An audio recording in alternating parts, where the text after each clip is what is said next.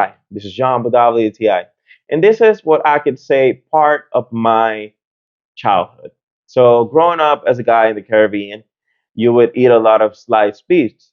And I remember that my mom used to do this as a salad and add it with rice and all of our nature or natural and normal and traditional meals. So, one of the things I like the most about this sliced beets, I live alone. I have a short time for me to cook as I constantly work from home, but at the same time, I'm a little bit busy. So just getting the sliced bits easy, just open the can, put in and drop them in my meals is just convenient.